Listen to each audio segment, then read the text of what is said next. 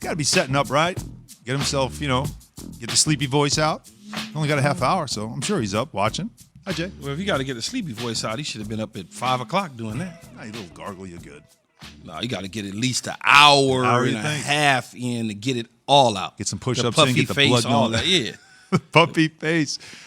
What? We heard a little bit of it in the rejoin, but Sean McVay just continues to gush about his new quarterback. As much as the first time around when he did it, and then he said, I had nothing to do with Jared Goff. Sure it didn't.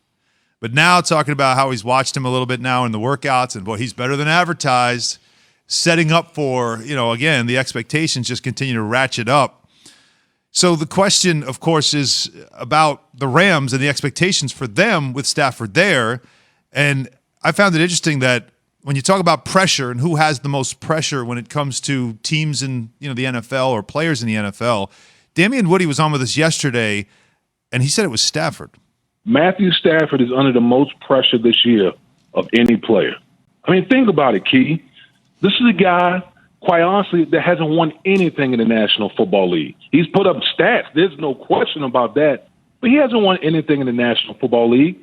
And for the Rams to jettison the guy that took them to the Super Bowl, and they've had some success with Jared Goff at the helm, and they gave up a bounty. They gave up a pretty penny to bring over Matthew Stafford. With that roster that they have, it's Super Bowl or bust. There are no more excuses for Matthew Stafford, for Sean McVay, for Les Snead. There's no excuses now. It's Super Bowl or bust out there in L.A. Do you agree that it's Super Bowl or bust for the Rams? I think it is Super Bowl or bust, but the pressure on Matthew Stafford is only pressure internally for himself. Okay. The pressure for the Rams falls on Sean McVay. I agree. I don't even necessarily know that the pressure falls on Les Snead because Sean McVay was so elated about being able to get this job several years ago, and he's going to turn Jared Goff around, and oh my God, Jared Goff goes to Pro Bowls, and he then takes him to the Super Bowl, and he's had some success in winning the division, all those things. And then the honeymoon period kind of fell apart, and they didn't take any honeymoons together anymore. And then it became right after the contract. It became your problem, right? Not mine. It became this guy. Yeah, it was always that means I your can't problem, work with this guy, not mine. I'm the coach. I'm doing everything I can. You're holding us back, and because Sean has basically said that Jared Goff was the reason we couldn't advance further.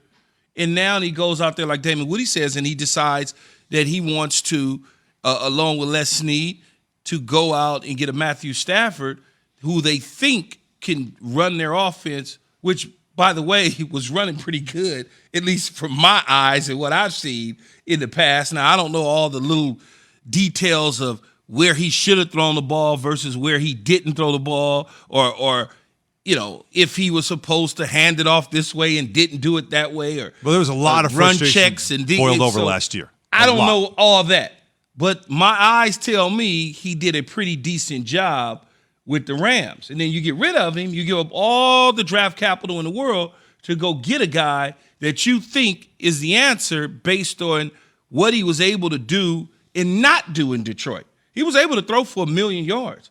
You're going to throw for 1 million yards when you're losing all the damn time. Let's be honest. You're behind all the time, so you're going to throw for a lot of yards. But people forget that Matthew Stafford was once upon a time a pick machine itself. He'll give the other team the ball. There's no question about it. All they got to do is catch it.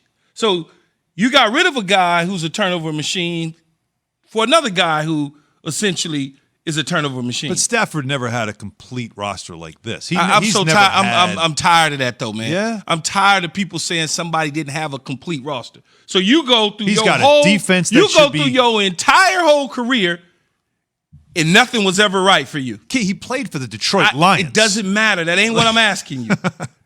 You go through a whole career stuck with that particular team that decided to pay you a handsome ransom to stay there. Right. But your whole career, it was everybody else. You couldn't get those players that, mind you, were drafted for a reason because people around the league thought that those players were pretty good, so they drafted them. Well, he had good targets offensively. I mean, obviously Megatron one of them, but he had guys like Yes, he's 0-3 lifetime. 0-3 lifetime in the playoffs. Yes. And I Which means forgot. they didn't get there what much. was he there? Hey, what's he, 13 years? God, was it that long already? I think it's like 13 years or so. However long it's been, you're 0-3 lifetime. Let's be real. 12 Let's seasons? not try to. It's 12? 12 seasons. So 12 seasons. So I said 13. Okay, so I'm one shy. Okay. I can't believe it's been that long. You 12 years.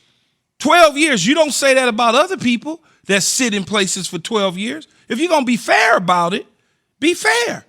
You 0-3 lifetime. But you still say, though- You did not elevate your team the way that $100 million+ quarterback should. But it's less about. But now, all right, removing that part of it. Now with the Rams, though, you're still saying that it's still less about Stafford and more about McVay. You It's got more what you about wanted. McVay. Yes. Now this has got to work. Yeah, you 'Cause got- if it doesn't, you're the next guy. Yeah, because the honeymoon period, we fell in love with him. Little Gruden. Oh my God, look what he's done. Amazing. He could, what was it? He has a memory like an elephant. He can recite plays from 10 years ago. Well, he had teams now trying to find the next, 30-year-old who could be a head coach. And the thing is it's so funny when they start selling that. Yeah.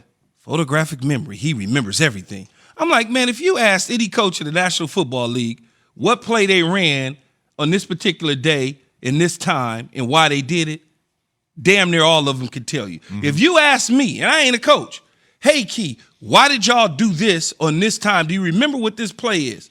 Yeah, I could tell you.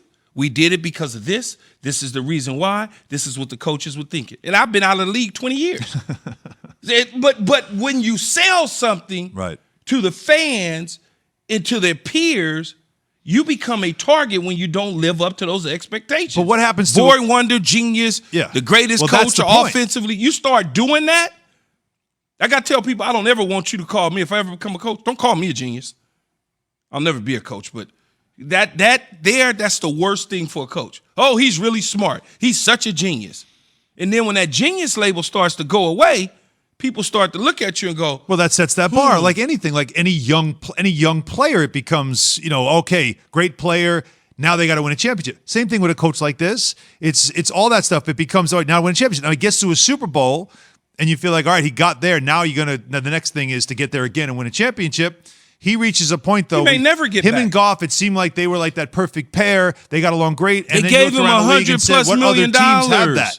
They Yeah, gave and him then they big gave him a money. ton of money, They which gave him he big signed money. off on. And then it became, I can't work with this guy then anymore. after they gave him the big money, they doubled down, renegotiated his contract to give him more guaranteed money because they need to clear salary cap space. Then they shipped him off after doing that. Which is why, for McVay, this is it.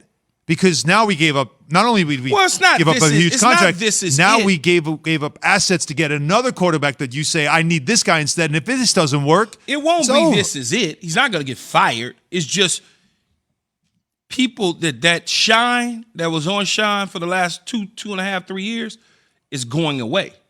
That standing next to him and sneezing, and you could get a head coaching job Yeah, just a couple standing guys there. off his staff did. Yep. That people gonna be like, yeah, right, okay. It does that to Sean, and I've been knowing Sean since Sean was just a guy that worked on our team in Tampa Bay. Good person, good everything, and I was one of the first people to tell Sean, whatever, when you take this job, just be yourself. Don't all of a sudden try to be something you're not, because the players eventually are going to see through that. You keep selling and selling and selling, and eventually, when guys like Todd Gurley leave the building, they like, well, it ain't me. Y'all need to start looking at this coach. And then you got other guys that start to say, well, it ain't me. Start looking at this coach. And everybody talks about and raves about the defense. They must understand this defense has now lost the defensive coordinator who's now the head coach of the LA Chargers. They lost probably about 6 guys on the defensive side of the ball from a year ago that are now with other teams.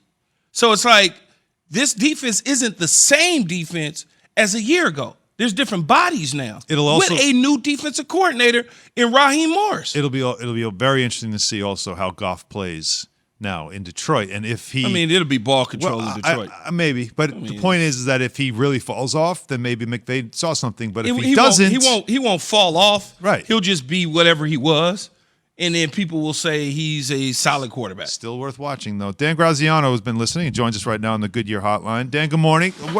What are you expecting out of the Rams? I mean, is this the now McVay got what he wanted? Okay, well it's got to pay off now. It's win or bust for him. Well, I mean, to some extent, it's paid off, right? I mean, they've been in the playoffs a bunch. They've been in the Super Bowl. I know that organization believes in Sean McVay. There's no question about it, and that